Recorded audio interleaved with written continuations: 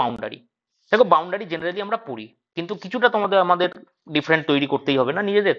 তো বাউন্ডারির কিছু টাইপ হয়, এই বাউন্ডারির টাইপটা ম্যাটার করে তাদের ক্যারেক্টার অনুযায়ী। যে আমি বাউন্ডারির কথা বলছি, আমরা বাউন্ডারি তো দেখবোই কার সাথে কি শেয়ারে আছে না আছে, এটা দেখবো।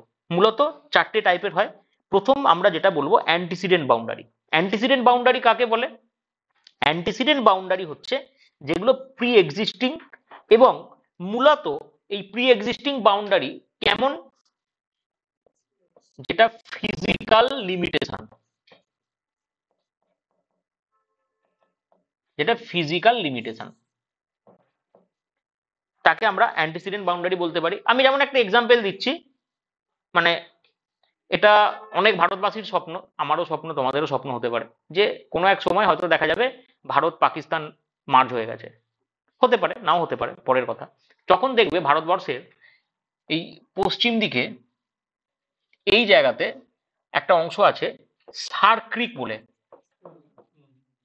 এই যে সার ক্রিক, এই ক্রিক কিভাবে তৈরি হয়? এটা তো সমুদ্রের সাথে নদীর মানে অগভীর জলের অংশ।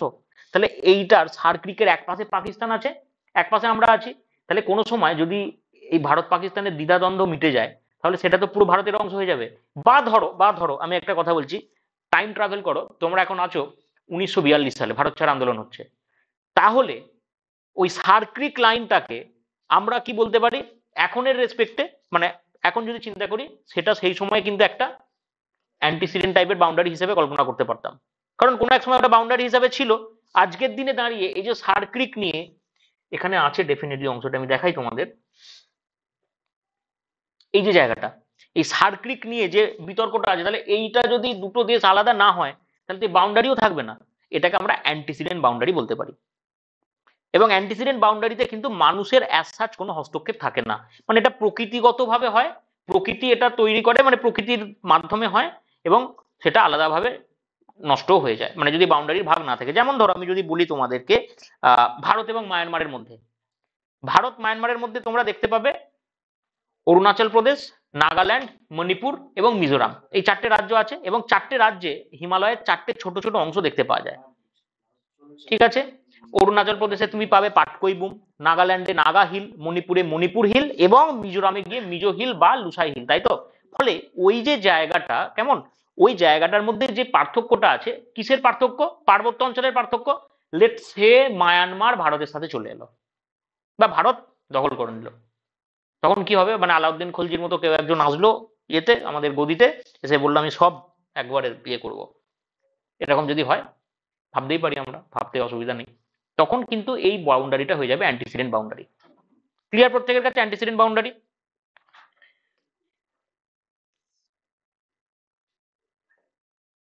আচ্ছা, এরপর হচ্ছে সাবসিকুয়েন্ট বাউন্ডারি।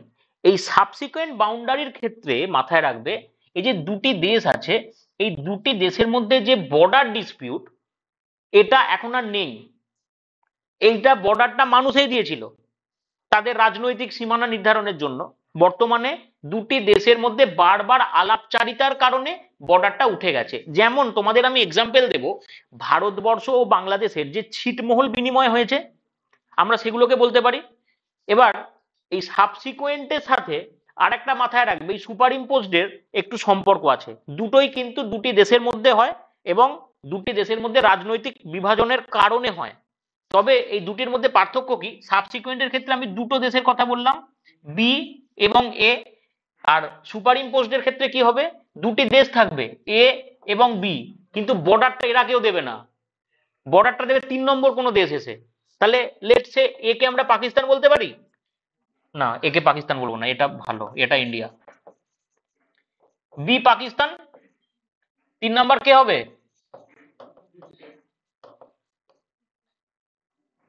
সুপার ইম্পোজ করে দেওয়া হলো।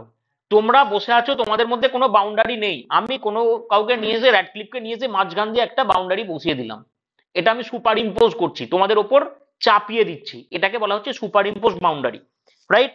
তাহলে এই সাবসিকুয়েন্ট বাউন্ডারি এবং সুপার ইম্পোজ বাউন্ডারির মধ্যে পার্থক্য বোঝা গেছে। এবং সাবসিকুয়েন্ট মানে কি বলতো? সাবসিকুয়েন্ট মানে দেখবে ওই আমরা যখন ইংরাজি পড়ি তাতেও থাকে যে আফটার সাবসিকুয়েন্ট মিটিংস, বারে বারে হচ্ছে, কথাবার্তা চলছে, হয়ে যখন সেটাকে তুলে নেওয়া হয়, ঠিক আছে, বিভিন্ন গ্রুপের মিটিং এর ফলে যখন থাকে সেটাকে বলা হয়, যেটা এখন আর আমাদের বাংলাদেশ ভারতের মধ্যে আমরা পাবো না, যেটা ছিটমহল ছিল সেটাকে আমরা এখানে উল্লেখ করতে পারি।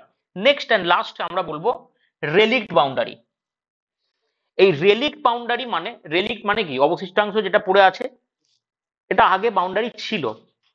এটা হতে পারে পলিটিক্যাল কারণে, হতে পারে দুটো দেশের মধ্যে মার্জ হয়ে গেছে, কিছু হয়ে গেছে, আর বাউন্ডারির মধ্যে মানে দুটোর মধ্যে কোনো পার্থক্য নেই। যেমন দুই জার্মানির মধ্যে একটা পার্থক্য ছিল না, গ্রেট বার্লিন ওয়াল ছিল। ওই যে বার্লিন ওয়াল, ভারত সরি জার্মানি পশ্চিম জার্মানি পূর্বের মধ্যে পার্থক্য ছিল, সেটা এখন আর নেই। ফলে সেটাকে আমরা বলতে পারি যে অ্যাজ রেলিক বাউন্ডারি। ঠিক আছে, এই হচ্ছে চারটে টাইপের বাউন্ডারি।